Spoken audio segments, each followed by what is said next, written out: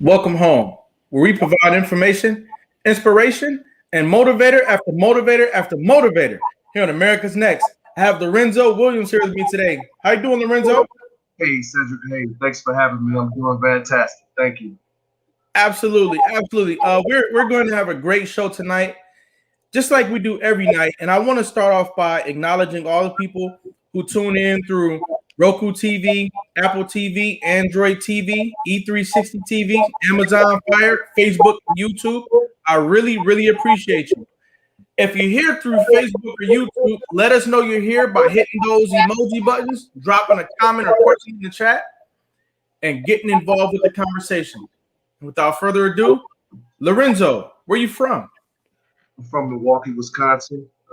We just won the championship, so this is the right place to be this year.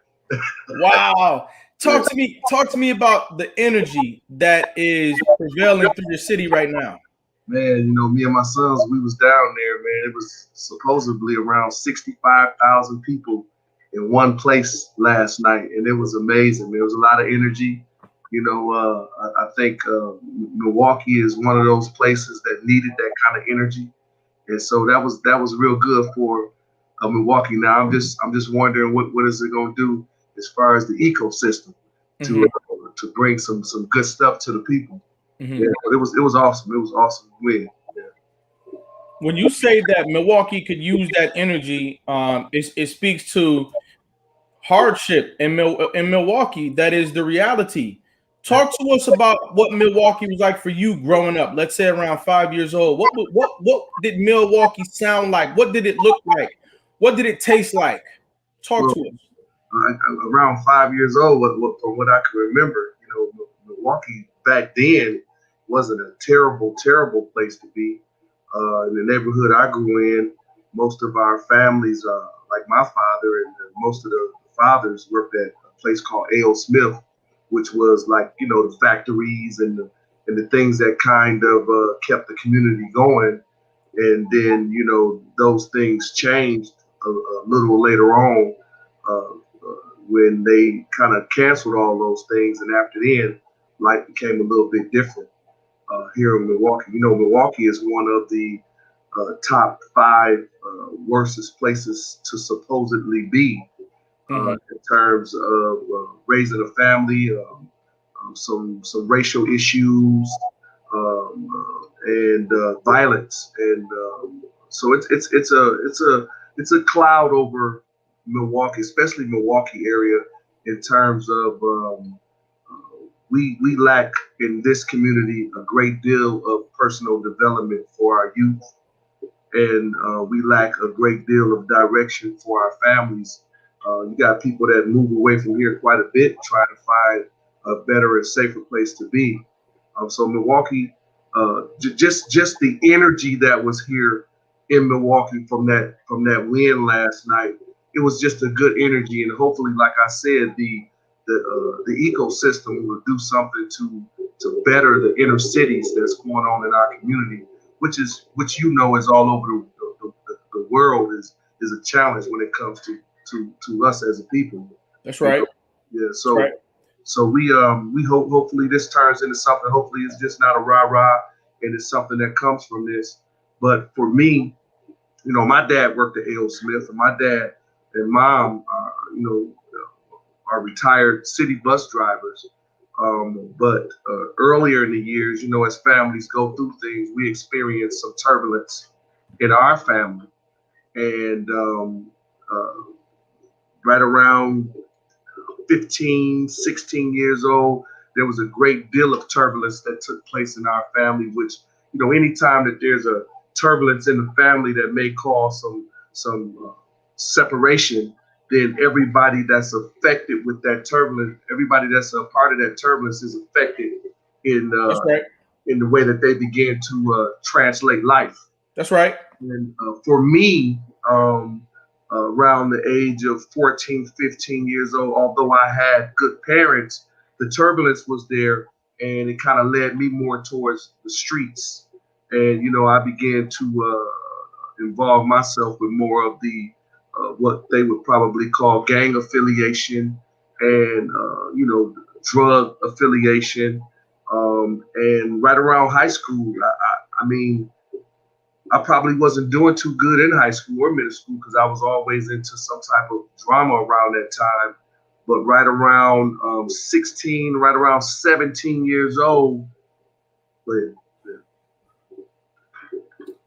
Let's take it back to your early childhood. Yeah. Do you have brothers and sisters? I have one brother and I have one sister.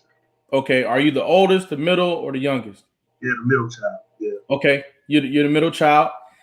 Now, what was your relationship like with your mother when you were a young boy?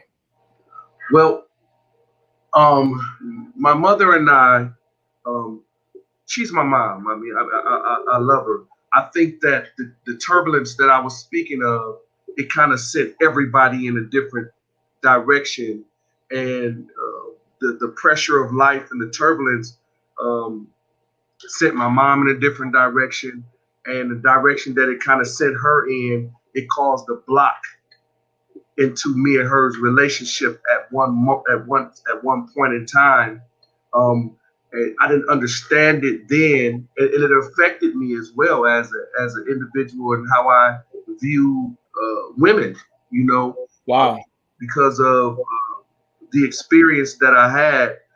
You know, this was my interpretation, and later on, my mom and I, we're getting back there because of the turbulence. When you have turbulence in your immediate family, it can cause a long-term gap in bonding back together. But as I've gotten older, I understand my mother's experience better. But for me at the time, it caused me to obtain some abandonment issues. Okay. I didn't understand it at the time, and it caused me to have some issues. And but now I understand that life affects everybody differently, and there's no manual that comes with parenting. Being a parent now, That's I right. understand that. But So yeah, let me ask you this. yeah. What was your relationship like with your father as a young man? Um, my relationship with my father um, has always been kind of on the better side because during that time, um, he was a little bit more in my space after all of the turbulence took place. You got what I'm saying? So I didn't necessarily have those abandonment issues with him. There were some other things that was going on, but overall, they both were really good parents, and they did the best they could. So me and Dad, we was cool, but it affected everybody. I mean, Yeah. the things that we experienced. When the factories and the stability that came along with that sort of industry in your city, when it left, Yeah. would you say that the effects of those industries leaving your city kind of destroyed either your family or your community or the safety of your downtown areas? Was there a larger picture as to why there was dysfunction amongst your people, or was it that your people simply had internal issues that cannot be rectified? Well, overall, I mean, because I'm a studier of history. Period. Overall, I think that definitely when those industries left our community, it caused a great bit of, of poverty Mm-hmm. in our communities. On top of that, it didn't help that they followed it with infesting our community with drugs. Let me ask you something. Yeah. In Milwaukee, where you grew up, are there apartments? Are there projects? Are there standalone houses? What do your neighborhoods look like out there? Oh, absolutely. They created the whole project thing where the women could stay and men couldn't stay. They've done that really huge. But just in the area that I grew up in, At the time, back in those days, we were in a pretty good neighborhood. But when Okay. so A.O. Smith, I stayed on like 22nd in Vienna. I'm just gonna tell you a street. Okay. And A.O. Smith was like on 27th and Vienna, which was like just blocks away. And most of the men and women worked at A.O. Smith in our community. So during those times, the communities was driving. I'm thriving. I mean, I literally saw. I had a neighbor that we were really close to, and we watched him lose his mind Mhm. behind losing his job. You know what I'm saying? So those things started happening. So I want to open up this conversation a little bit, and if you're in the audience, I see we have Tanjanika Watts here. She says good evening. Also, Chastity Curry is here. She says good evening. We've had Shelly Clark in the building as well as Yolanda Riley, and I'm wondering if we've needed to figure out how to achieve group economics, along the way, so that when the industry comes and leaves, it doesn't leave our communities in shambles. Do we need to get to the point where, because there's a factory in town, because there's a professional sports team in town, because there is a major Fortune 500 company moving into our municipality, that's the reason why we have wealth and prosperity in our neighborhoods? Or does it also need to be us learning how to invest in one another, invest as a community, collect as a state, and be able to take a community stance, a stance as a community? Do we also need to figure out how to do those things? Because if you look clear across America, there are a lot of stories of how a city was busy, bustling. There was money. People was working in these industrial careers, because they weren't just jobs; they were careers. And then when these companies left, they went to Mexico, they went to China, they went to India. The city was left in shambles. And I feel like so many of us have been left to pick up those pieces, that at some point we have to have a conversation about group economics, about pooling our money, about figuring out ways to create markets. What do you think about that trend of thought? Well, first of all, we have a big issue with trust in our community. Number one, we don't trust one another, and I've been in business for myself now going on 20 years. I just shut down just give you an example of what we're talking about. I just shut down a dealership with a mechanic shop that was attached, and it was very, very hard to get the community to come down and support me. It was very, very hard. There were people that came, but it was very hard to come together with people. But right next to me was the Hmong community. And the Hmong community ended up outbidding me on the property that I was in. And they were working together as a community. They built a huge community. They're buying the whole block up together. And I think right now, everyone is coming together and they're building together. We are the only ones as a ethnicity that we don't know how to come together and build. First of all, we have no grocery stores, we have no banks, we have no health institutions, we have none of those things, and we won't. And the people that have money, some of the greats that have money, they won't even come together to do nothing about it. So I don't know where to start. I just know that we have an epidemic in our community as it relates. We have no economic power. That's why we're not respected as a people. So we have to understand the connection between our spiritual power and our economic potential.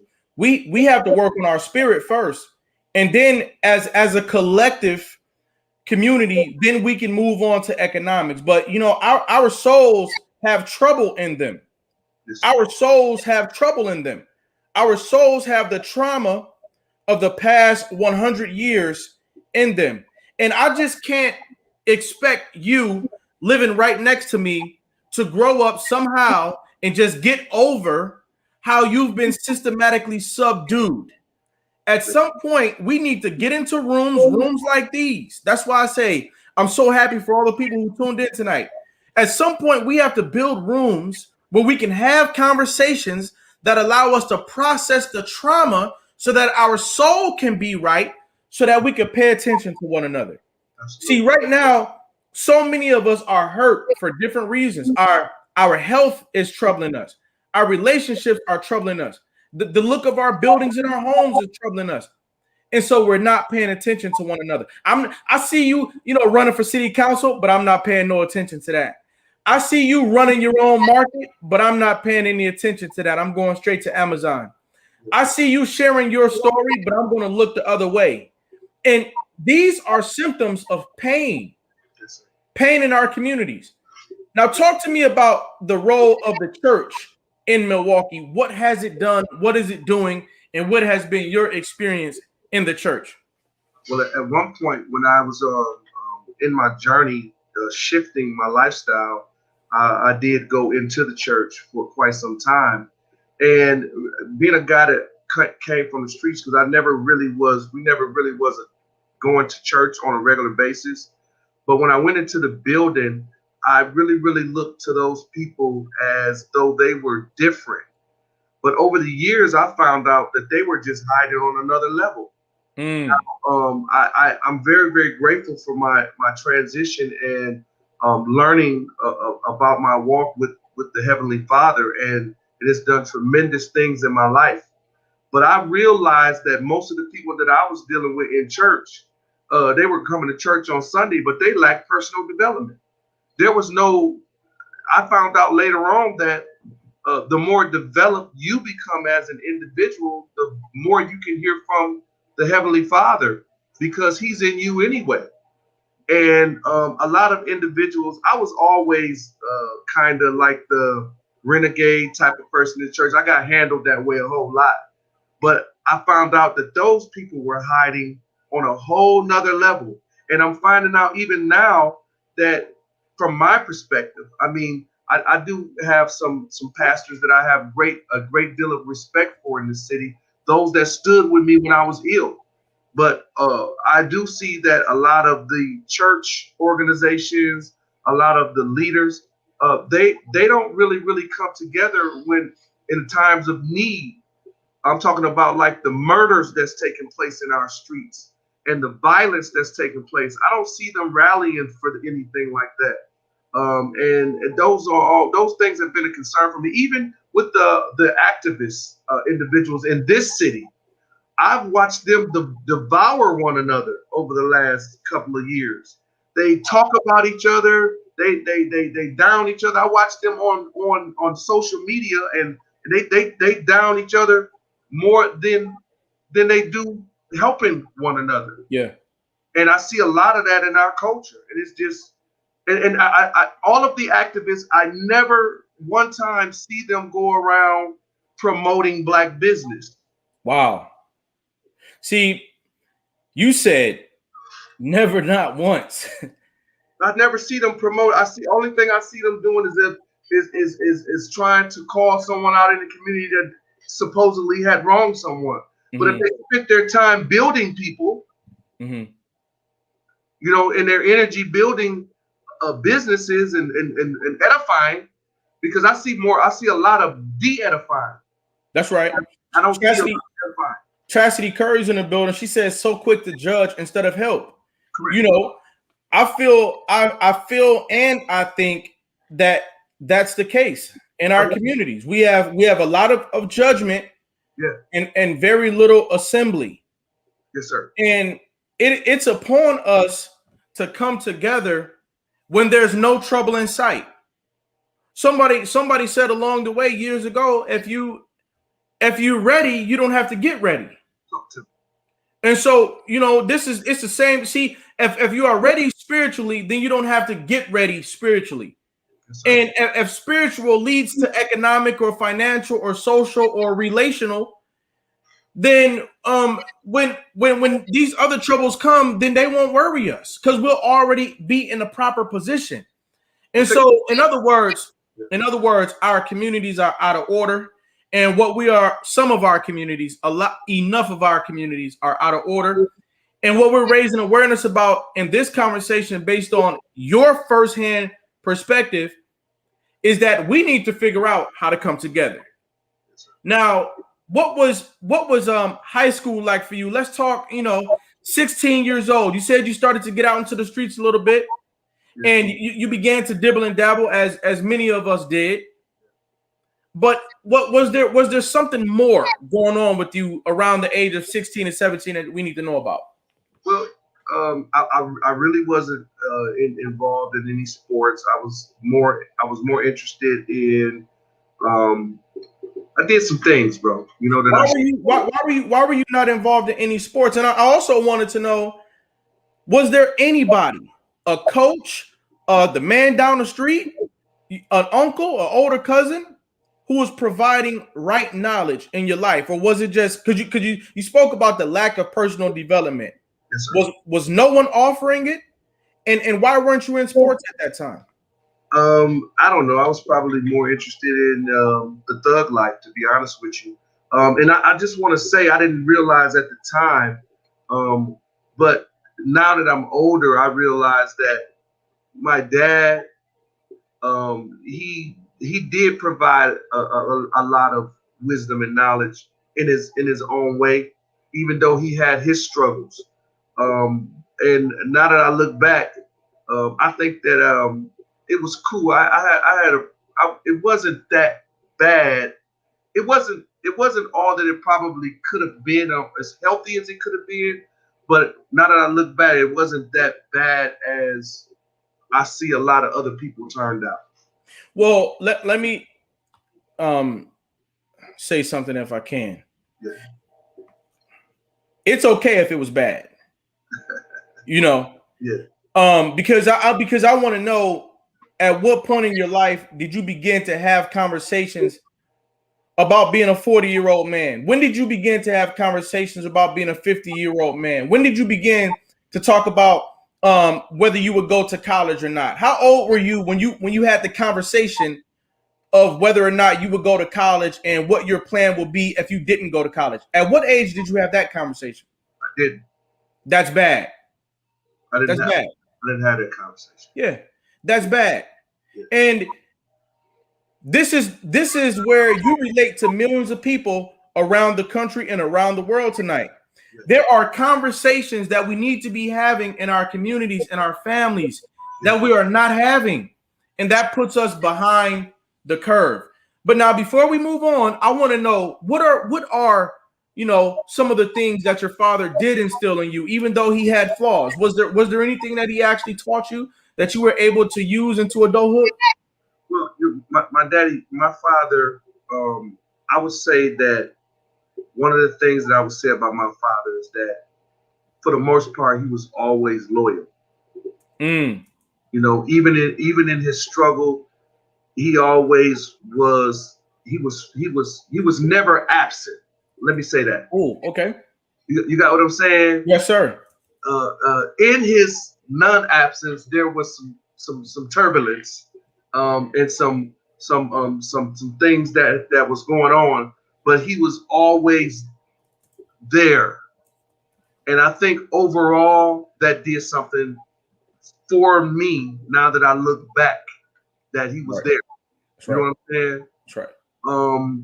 We didn't always agree, because by that time I had pretty much fully had gotten in the streets. I was always kind of smooth though with the way I went about things, but I had started doing drugs, selling drugs, the guns, the streets, I did a lot of stuff that I had a lot of covering on my life as it relates to the Father, to God, in terms of where I could have been versus where I am today. And I think some of it had to be, like, for instance, just at that time, mom and dad had separated, but me and my brother, we still had a home. My father wasn't there in the home, but he still made sure that there was a home there for us. Now, inside of the home, there was a lack of guidance. You got what I'm saying? Yes, sir. We didn't have to find somewhere to live. Okay. I get it. Now that I look back at that, that was a plus. Mm-hmm. You feel what I'm saying? Mm-hmm. But inside of the home at that time, because of the, I think, lack of personal development in the whole scenario, there's some things that took place. People got addicted to drugs, and people began to sell drugs and use drugs, and that turned out not to be really, really good in those times. We have 444,000 youth in the foster care system. Many of them, as well as young people who are not in the foster care system, are at a fork in the road where, you know, their home is not stable. Yeah. They might feel that they are one of a member of the streets. You know, they might be doing drugs. They might be, you know, trying to figure life out, and they could use some wisdom from you. This is your opportunity to say to someone what was not said to you when you were 17 years old. What do you say to the 17-year-olds out there, the young men and the young women who are out here trying to figure out how to grow up? Well, one of the things that I would say to them is it's very, very important to find yourself some inner spirituality. It's very, very important to get to understand that although you're great, that there is something greater than you that can help you to become greater. Does that make sense? Yes, sir. I think that there are avenues that you can get yourself involved in that can help you to grow. For me, I like to talk to older people, because older people can share some wisdom with you. But most importantly, you got to find yourself some kind of venue and find yourself a resource to help you to grow.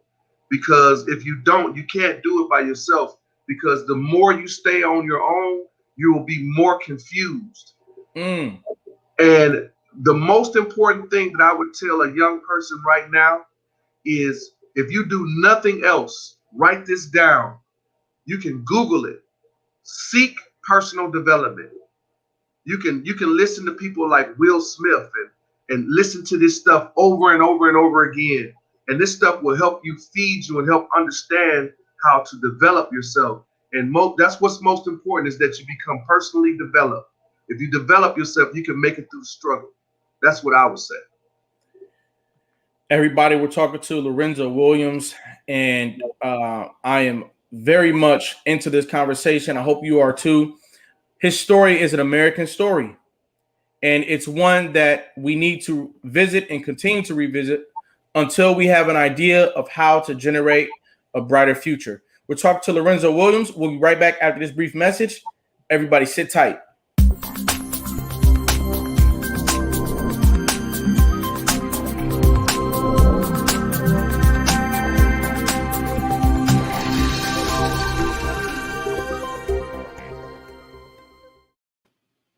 America's Next Motivator, Monday, Tuesday, Wednesday, and Friday at 9 p.m. Eastern.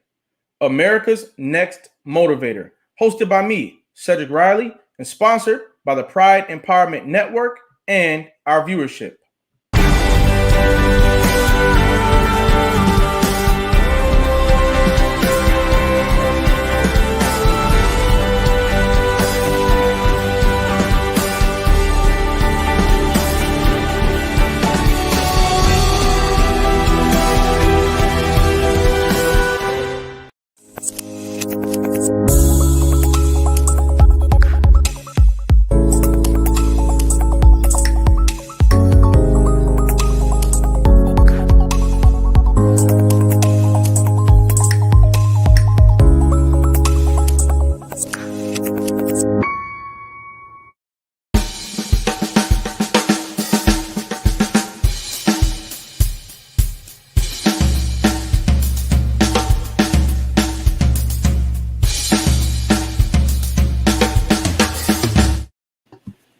And we're back. Hey, Lorenzo, how you feeling out there? Man, I feel fantastic, man. I feel very honored. Yes, sir.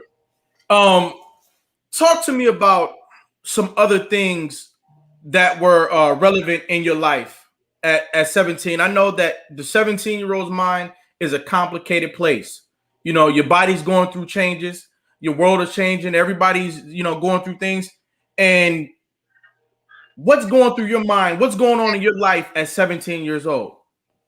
Well, you know, that was very near to the time where, you know, the turbulence that I spoke of with my household. It was very, very near to the time when all of these things had begun to take place. Um, Mom was going through what she was going through. Dad was going through what she was going through, and I have a younger sister, and then I have a brother. And the circumstances that we all were going through were shaping everybody. Mm-hmm. For me, I was probably completely discombobulated in terms of direction. I didn't know which direction I was going in. I was acting out. I was at that time. I probably was becoming, more stressed. You know, stress was definitely a part of my life at the time, and I was just trying to figure it out, man. And then boom, life changed altogether for me. What happened? I had a big knot in my neck. You know, it just came out of nowhere. I had a knot in my neck, and there was still, some division going on. This is probably more towards the middle end of 17, going into 18. And at the time, I was living with Mom, but we still had communication going on, with Dad as well. And I had this knot in my neck, and they took me to the doctor, and then they was trying to figure out what was going on, and then they ended up diagnosing me with what is called Hodgkin's disease, which is a cancer of the lymph node cells. This big knot that was in my neck, they did a biopsy on this knot, and they found out that this was a cancer that I had, and life completely changed for me at that time, and probably for my parents and as well. It was a trauma to everyone, but in the middle of the trauma was the turbulence. Mm-hmm. You got what I'm saying? Yeah. So although I was going through what I was going through, everyone else was still going through what they were going through.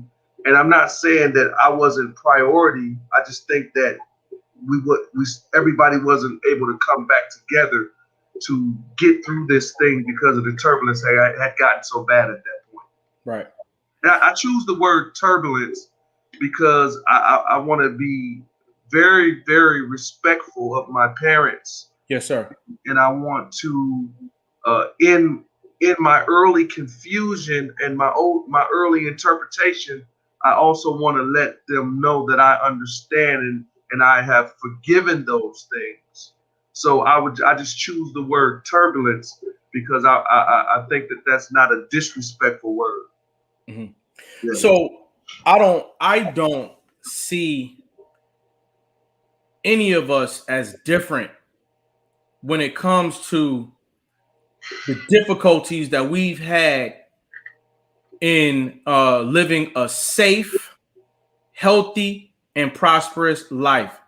It's been difficult for the vast majority of us. And I mean, whether you are American, you're from somewhere else, you're black, white, no matter how you want to slice it, we've all had a terrible time trying to figure out how to grow up and have families that are safe, healthy, and prosperous. Even in the great land of America, we've all had this struggle. I spent years of my life in foster care. I know that there are almost, more than 250,000 youth in the foster care system today. That means 250,000 families in America are impacted by the difficulty that we're all having with maintaining high levels of safety, health, and prosperity. Yeah. And so with all due respect to your parents, to you, to your siblings, your family, and your community members, I appreciate you coming on this show tonight to raise awareness about how all of this impacted you and your family. Because that's what you're doing tonight. Now, in the middle of all these things, this is an American story.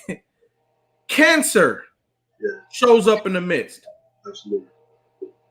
Did that make everybody stop in their tracks? Did everybody say, hold up now, Lorenzo's life is on the line now. Let's not argue for now. Let's not pay attention to other things. Let's pay attention to the life of Lorenzo right now. How did the airplane turn around when everybody found out you had this cancer, this rare cancer at that?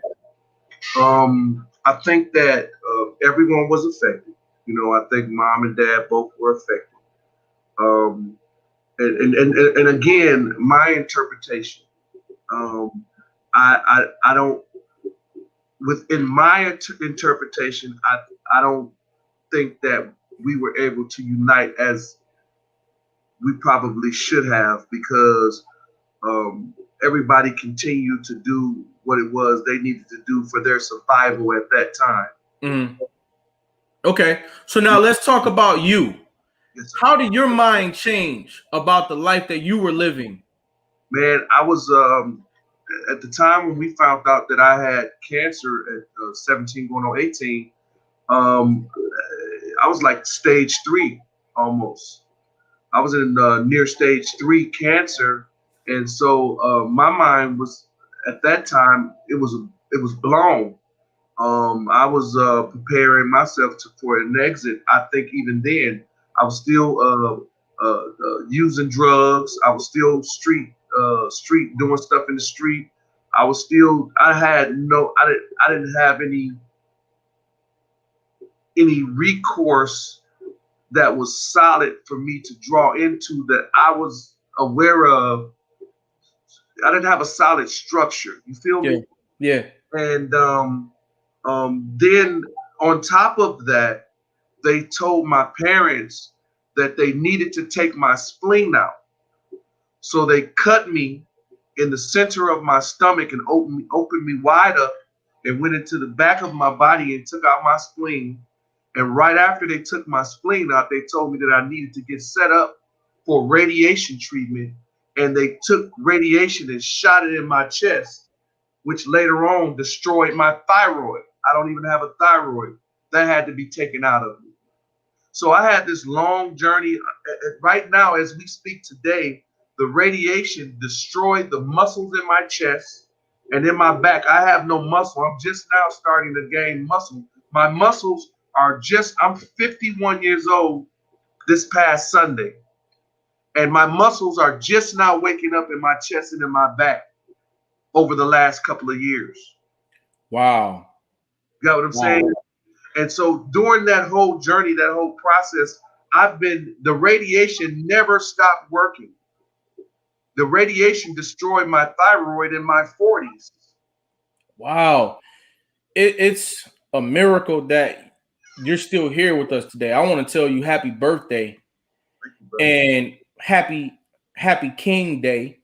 Happy Child of God Day. Yeah. And if you're out there in the chat, I want you to also type in happy birthday to Lorenzo Williams, because this doesn't sound like something that a lot of people survive. How many people did you ever think about that? How many people survived the type of cancer that you had? Well, the Hodgkin's disease in that time, back when I had it, was a mystery then. And once again, because of the turbulence that was going on, I had made up my mind. It didn't even matter no more. I was still in the streets. I was pistol toting, doing all of these different. Listen, man, the radiation made all of my hair fall out in the back. Man, I had a big bald spot in the back of my head. Not only that, I had to deal with the humiliation of radiation. My whole neck was black.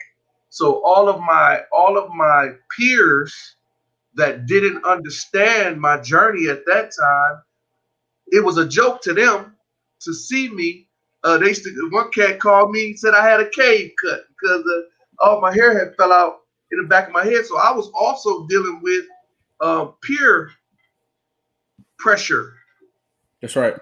On top of that, and I had, I don't want to, I want to just, I stopped going to treatment.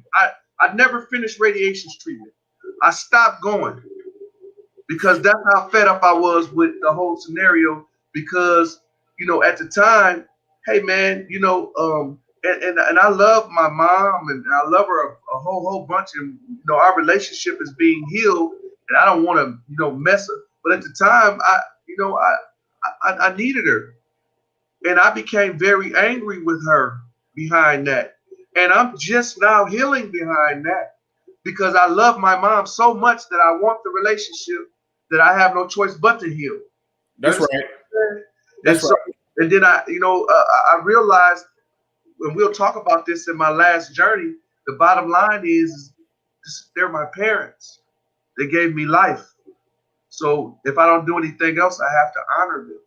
Mm-hmm. And that's where I'm at.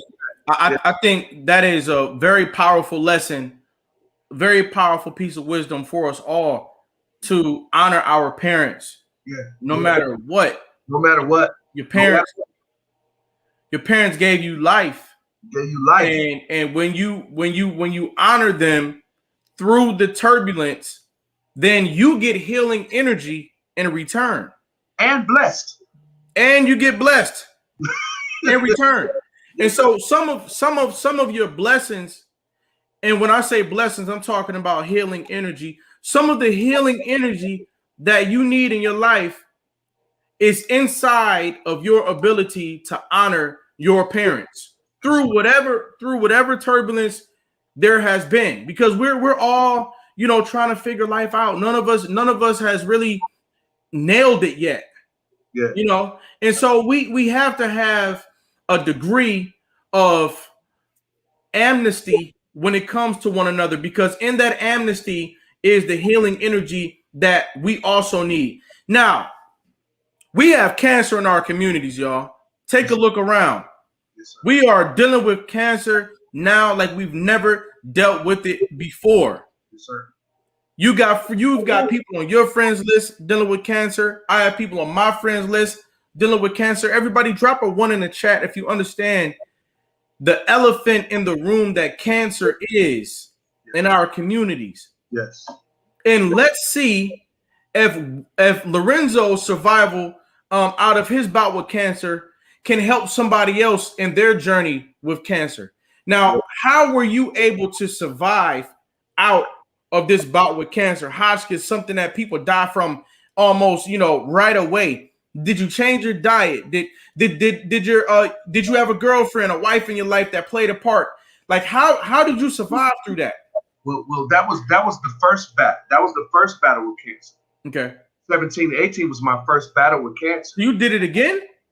This absolutely. So long story short, I stopped going to treatment. I got really sick. My father rushed me to the hospital, and somehow the doctor came in the first time and said, "We don't know what happened, but we don't see cancer anymore in his body." Now, fast forward to 2018. That's when I was diagnosed again, just recently, with cancer. How did you get over it? Well, I was diagnosed in June of 2018 with an invasive bladder cancer. It was a squamous bladder cancer. It was a cancer that no one has ever survived. I'm the only survivor of this cancer. Now, I had the cancer, and we were trying to look around to see what happened. We reached out to Cancer Center of America. Cancer Center of America told us the only way that they would even see us is if we had $25,000 for them to even look at our case, and then we had to have an additional $250,000 for them to even take our case. So then, we walked away from that, and we started. Then my dad mentioned something about Mayo Clinic. So then we reached out to Mayo Clinic, and Mayo Clinic told us that they would look at our case with a deposit of about $10,000 down.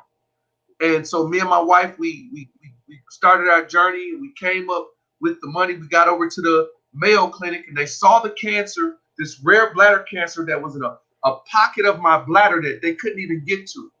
And they told me at the Mayo Clinic they thought that they could do the surgery, but they would have to take about 20% of my bladder out. So remember, I had a cut all the way in my stomach. They told me they would have to cut me again. So in June, June 2018, I was diagnosed with the cancer. The cancer was growing. So this is when me and my wife, at the time she was my fiance, Dana Reese, we started a health journey. We decided that we were going to try and contain the cancer. So we cut out all meats and everything. We went on this journey and we started fighting the cancer. The cancer stopped moving until we made it to the Mayo Clinic. Hold up, let me get this right. You and your wife went on a health journey. Health journey meaning what? What's that mean? Real quick, what's that mean?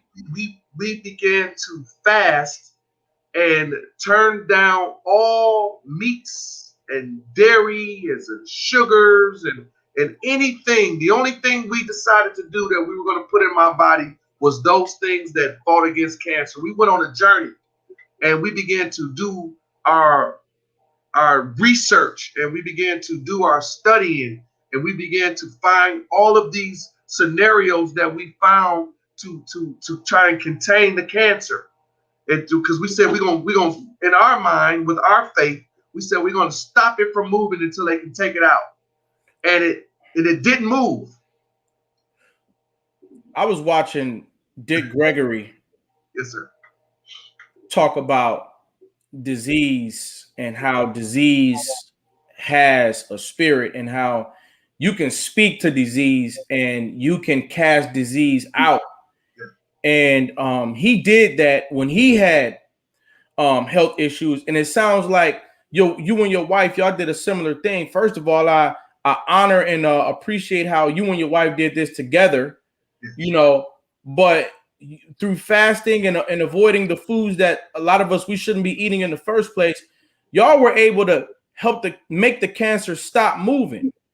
And we had much prayer. We had, there was some I was asking for some guidance through this whole thing. And I only reached out to certain individuals. There was 3 pastors I reached out to, and those are the only people I had in my circle.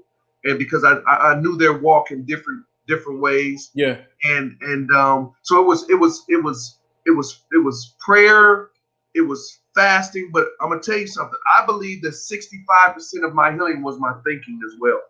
Absolutely. It was your thinking too. Oh, I never received death. Never received it. But now when you say you were only eating things that could fight the cancer, what were you eating? Well, we began to go on all nutrition-based diet. We began to take high levels of supplement scenarios, which is all stuff that'll be in the book. And things like one thing that we took, which is not a really, really big secret, and I'll just give this out there, is one of the things that we know for a fact that is the only known cancer fighter is one of the things is soursop, right, honey? That's right. Soursop is one of those things. We went to high levels of like turmeric, ginger. We did also involve the Dr.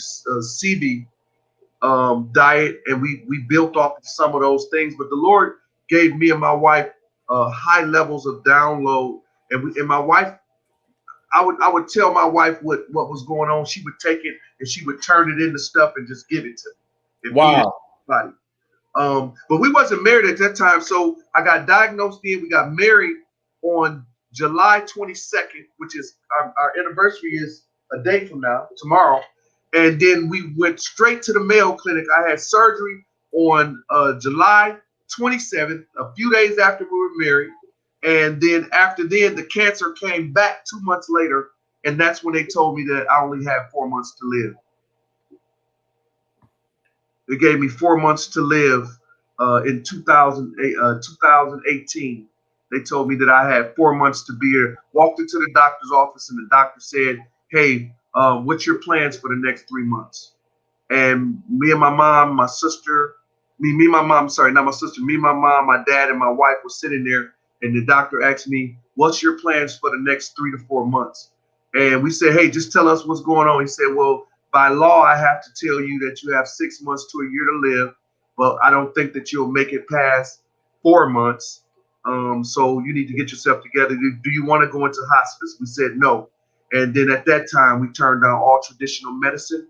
We told them that we didn't want any medicine, and we went on our own journey, and we fought the cancer. But we never did fight cancer. As a matter of fact, we don't even believe there is a such thing as cancer. We believe that any ailment that's in a person's body, listen to me, any ailment that a person has, I don't care if it's diabetes, whatever it is, it's because you have a low immune system. Mm-hmm. And so what me and my wife have began to do is we are in the our journey is, which is our organization, Journey to a Better Health. Our journey is to help individuals to build a nutrition plan for their bodies that will reverse. We believe that if you put the right nutrition in your body, that your body will reverse whatever ailment that it has. So what we're raising awareness about right now in this episode of America's Next Motivator is the God-given power Absolutely. of the human body. Yes. The value of the human body, the value of the immune system, and how you have what it takes. Each and every one of you out there, you have what it takes to stand up against disease, to stand up against cancer in your body, physically, and then even figuratively. You have what it takes to stand up against cancer and disease in your community. Absolutely. We have what it takes, but we have to reevaluate that which we are. We have to get back to home base and realize that we are powerful entities here on earth. The idea of us being powerless and poor in poverty with lack of preparation is preposterous. That's a bunch of nonsense. Yes, sir. We have calling on our lives. We have the ability to operate at high frequencies, and high frequency destroys cancer. High frequency destroys disease. We've got to tap into higher frequencies. I'm loving this conversation tonight. And I love the way that you and your wife, y'all did some very spiritual things without having the handbook about life, how you talked about in the beginning of this episode. You didn't have the handbook on life when you and your wife decided to work together and to turn away from traditional medicine and to go out there and look for the wisdom that's out there. Had you just continued to listen to everybody and what they had to say, you know, it's possible in an alternate world that we wouldn't even be having this conversation right now. I wouldn't be here right now. But the faith that you had in your wife, that your wife had in you, that y'all had in God is the reason why you're able to be a living testimony to other people who have cancer and to people who don't have cancer, who need to prevent cancer. Yes, What is your message of hope for a journey to a better health for other people out there who have cancer right now? Do you have anything to say to them? What I will say is this is me and my wife's perspective. One of the things that right now we're working with about 15 people right now around the country. As a matter of fact, we just got a praise report on one of the people that we're working with. She has a 3-year-old daughter, and her daughter, she put her daughter on our plan, and she just got a scan. She just got her scan, and there's no cancer in her body. And wow, this is, girl, we have testimonials that we have right now, and what we do is we help people come up with a nutrition plan to help build.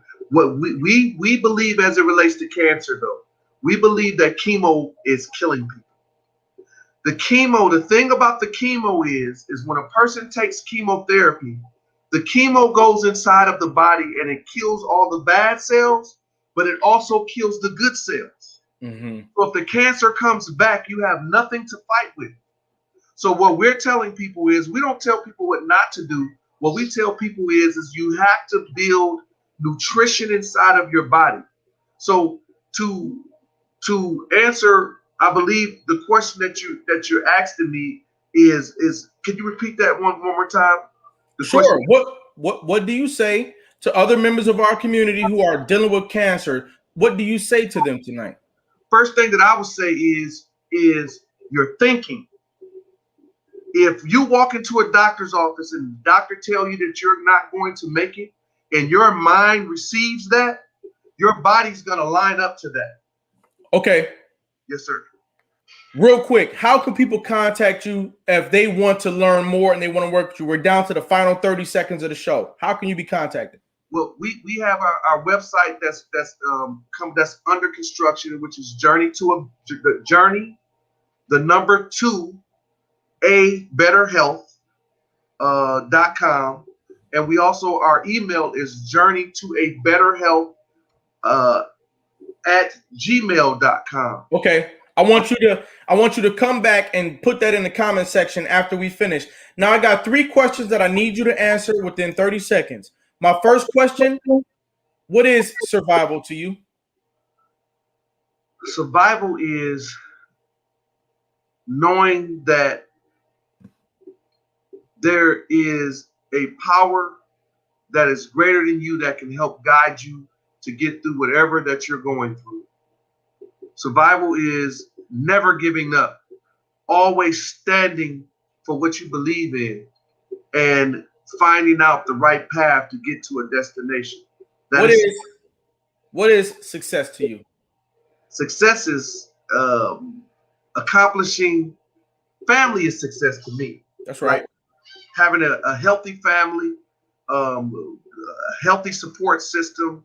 If you are accomplishing goals, that is success. What is greatness to you? Greatness is, to me, the ability to fight for what you believe in, stand for what you believe in. Never let anybody tell you that you can't make it. That's greatness to me. Lorenzo Williams, I want to let you know we've listened to your story today. Yes, sir. I really appreciate the way that you were able to absorb your environment, take on new ideas, and have healing in your life. We're giving you your respect today while you're on this episode with us, and we're giving you your crown today while you're still allowed to receive it. Ladies and gentlemen, put your crown emojis into the chat. Ladies and gentlemen, put your crown emojis into the chat. Put your crown emojis into the chat. We are letting you know, letting the world know that you, Lorenzo Williams, you are America's next motivator. Yes, sir. Thank you. Absolutely. Absolutely. Thanks for stopping by today, all right? Thank you, brother. Appreciate you. Yes, sir. Yes, sir. Ladies and gentlemen, there you have it. Each and every episode of America's Next Motivator is going to have something here for you. All you've got to do, just like you did tonight, stop by and pick it up.